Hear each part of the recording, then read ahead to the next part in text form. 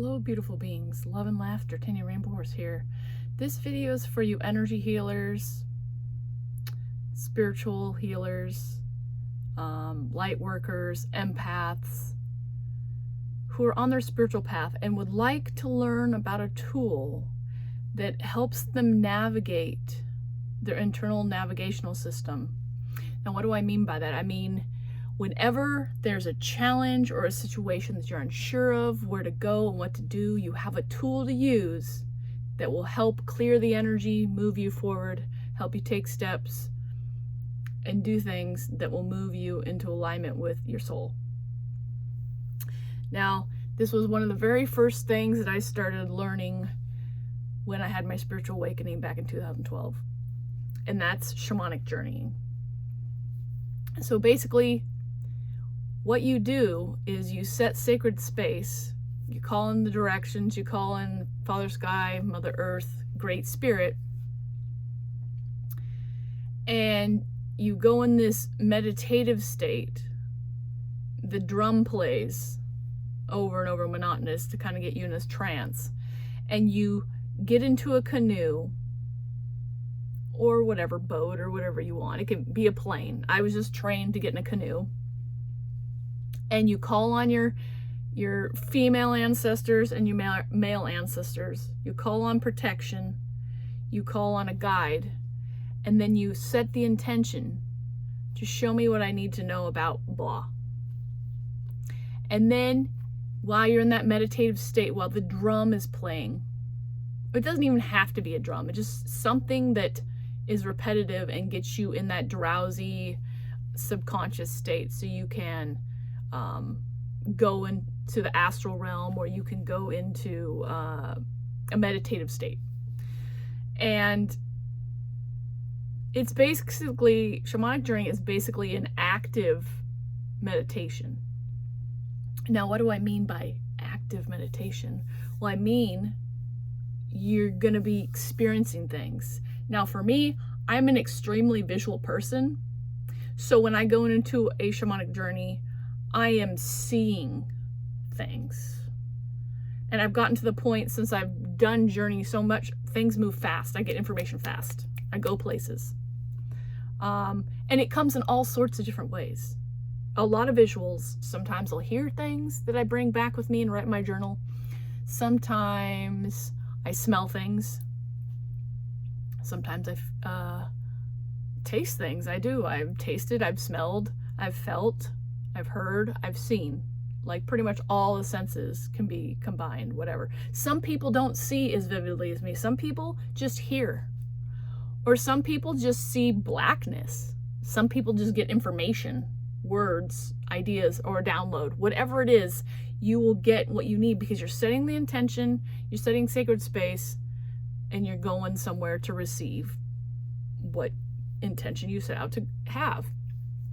And so what makes it so powerful is you always have a tool available to you to work through something that you need working through. Or if you have a challenge, or if you're scared, if you're fearful, if you've got a lot of anxiety, there's not in any situation that you can't do a shamanic journey for and get an answer, get some kind of clarity, get some kind of movement going, moving you from whatever you were experiencing to something else. It's the power of the shamanic energy is having one foot in this world and one foot in the spirit realm, bringing back ideas, thoughts, and experiences from non-ordinary reality and bringing it into our everyday life. That's powerful. And when I was doing this, I think there was probably around, 2014, 2015, maybe even 2016. No, not so much 2016, but 2014, 2015, I was pretty much doing a shamanic journey every day.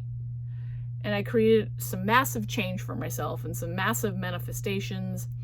Things were moving along for me. And I was having fun doing it.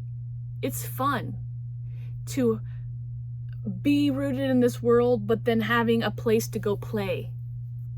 to resolve things that isn't here. It's got a next level vibe of that childlike energy. It brings you closer to that child energy because it's like you're in make-believe. It's like you got invisible friends or you got invisible guides or something. And they unfold this beautiful world to you. And you heal. And you clear things out of your path. Because you're setting intentions with your energy to do something. And then you're moving and manipulating and transforming and transfiguring that energy into something different. And so you go on the journey, you bring back this information, this experience that you had. Then you thank all your guides and your protection and the ancestors. And when you come out, you close the directions. And then you take your journal out and you write the experience that you had. Because when you journal it out, you're bringing that non-ordinary reality into 3D. And that's going to spark things out in your outer world and your inner world. Things are going to rearrange. New ideas are going to purge up to the top. Oftentimes you'll get like affirmations, phrases, ideas, thoughts that you will use in everyday life. Like, I mentioned this probably in a video recently, but when I did some work with my inner child, once I was done with that work in that shamanic journey, for probably about a month, I was bringing her in the car with me. I was buckling her in a seatbelt. She had a toy. I would talk to her. I would comfort her. Yeah, she's invisible, but it's the energy of it that's powerful. It's healing. A lot of the world and things in the world are invisible. You know, this idea of God and source, you know, and our intuition and all these cool things, you know, are invisible. And so when we play with that invisible energy, there's so many cool things that happen and unravel. Let's see, what else have I gotten from? I've gotten ideas for paintings from shamanic journeys. That's how I got to Ireland. I did a bunch of shamanic journeys. I swear I must have cleared out a lot of limiting beliefs and energy around it. Going into the spirit realm and saying, I want to go to Ireland. How do I make this happen? Help me see myself in Ireland. And so I would go journey and I would see myself in Ireland. I would see me eating the food, walking the streets, seeing the sights, touching the ground, seeing the monuments, experiencing the weather. And then I brought that here back into this reality, and I cultivated my emotions. I connected my emotions to that vision, and emotionally I was feeling it. And so that resistance that I had around thinking I couldn't afford it or I couldn't make it happen to travel outside of the US unraveled for me because I was open to creating something different. I was open to going to play in the spirit realm and see what magic I could create with my guides and my ancestors. Don't mind the dog in the background. She's barking, possibly at the wind. Or maybe she agrees with what I'm saying right now. So, it is my goal to make a shamanic journey meditation here and post it here. I haven't quite I have not quite got there yet. I am just now jumping back into the shamanic journeying energy. I've been away from it for a while. I mean, I've kind of on and off done them, but for whatever healing purposes, I needed to be away from it for a while. And so now the Great Spirit has brought it back into my energy field. And it's like, all right, Here you go. It's time to pick up the drum again. It's time to get in these shamanic journeys. So basically what I've done is I naturally already have an hour in the morning where I meditate. And so I had to change up my meditation ritual, and now I'm going to do a half an hour meditation, and then I'll do a half an hour shamanic journey. And I will keep a journal of all the things that I experienced through that, and then I can see how I've progressed, and I will see the energy that's come up. And it's really interesting to go back and read in your journals of what experiences you had on the journeys.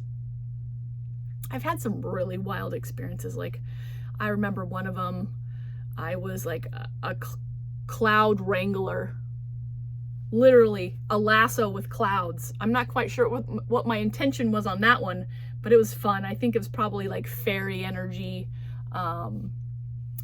And I liked going up in the clouds and wrangling clouds for whatever purpose. I think maybe I helped the fairies with the rain or something, or the fog. But it's just so playful and fun. It helps us tap into our imagination on a deeper level. It opens up the faculties of this superpower, the imagination that we have. It opens it up and allows you to play in a different level. It allows you to play with intention. Now you can sit there and do a visualization, which is great. But when you have sacred space set, and you're connecting with your guides and guardians, and you have protection and your ancestors with you, it's like you're on this quest to retrieve a sword or get your courage back, or clear fear around something, or change a situation for yourself, or figure out how to manifest something, or what am I supposed to do? Give me clarity on this. What does this mean? And oftentimes, excuse me, I need a drink. Oftentimes, the information that you get will be so off the wall and wild and crazy, and you're like, what? But then when you start playing with it with other people, it opens up a whole different world. I did a shamanic journey group with people too, where we would do a journey, and then we would come and talk about them. And I know sometimes people are hesitant to share it, but since I've got the mark, and I don't know, it's a very powerful modality for me, I just had no problems getting in there and sharing like these wild experiences, because it's so empowering to me to have a space to go to maneuver these challenges, these experiences in life that I didn't really know what to do. It was a place for me to go within myself and get the answers that I needed to move forward. So often we give our power away to outside sources. And with this, there's nothing to give away. You're going inward, and you're co-creating with spirit. And so you're honoring that vast universe within you. You're connecting with anything and everything that exists. You're in the great void. Whatever wants to come forth and show you, it can. And then you can bring it back here and journal on it and decipher what you can do with it. Maybe it's just an affirmation. Maybe it's, what else have I done before? Like I said, I've gotten whole ideas for creating a painting. So then I'll go do the art. Or it'll give me some random step towards something that I want to do, and I might be like, I don't see how or where this is going to get me anywhere, but I take the step anyways, and then the spirit leads you and guides you to something else, and you're like, I don't I wouldn't have known that would exist or that would even happen. You know, it's like you're going into the unknown firsthand and saying, Spirit, lay it out. This is my intention. Make it happen. And I'll be guided, and I'll listen, and I'll do it. And then just energies rearrange for you and pathways open up when you play, when you do the cosmic play. And you can go in and you can do things with past lives, the Akashic records, soul retrievals, making amends with people, healing somebody, or sending healing energy to somebody, or changing a situation that happened in the past. If you just can't make peace with it, set that as your intention, go journey on it and see how you make peace with it in the non-ordinary reality world. And then watch how it unfolds for you, because that's really where the magic is. Well, I mean, the whole thing is pretty magical, but it's fun. And you will start connecting with spirit guides on a deeper level, and you'll be working with them on a daily or, frequent basis, and you'll have an arsenal of different animals and angels and gods and goddesses and whatever else, allies that come up for you. Crystals, plants, animals, they all come up, and then you can use and connect with them outside of the journey. If you have a question for them, you ask them, and they will guide you. You build connections with animals, and you learn their language of communication with you within the spirit realm.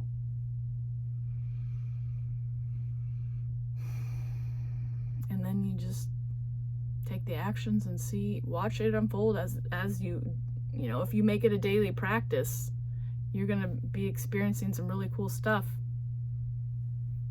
So I will continue sharing my journey as I get back into that energy, and I'll probably have some fun playing with how I used to do it and creating a new way of doing it, and getting in tune with it again and all that, and see what pops up. But I'd like to open it up in the comments and share. Have you ever done a shamanic journey? What do you think it is? I mean, what inspires you about this? Any questions about it? I'm open to answering. Like I said, I'm going to start using this probably pretty heavily for my videos, and see how I'll just have a question and I'll be like, all right, universe, show me what I need to know about making a video today. And I'm going to take whatever spirit brings to me from that shamanic journey, and I'm going to share it in this video, and it's going to be probably pretty wild. And then we'll see how you all connect with it, see how the messages coincide, or see how the synchronicities stack up or whatnot. So any questions, comments, go ahead, put them down in the comment section. I look forward to hearing from you. Until next time, love and laughter. Thanks for showing up.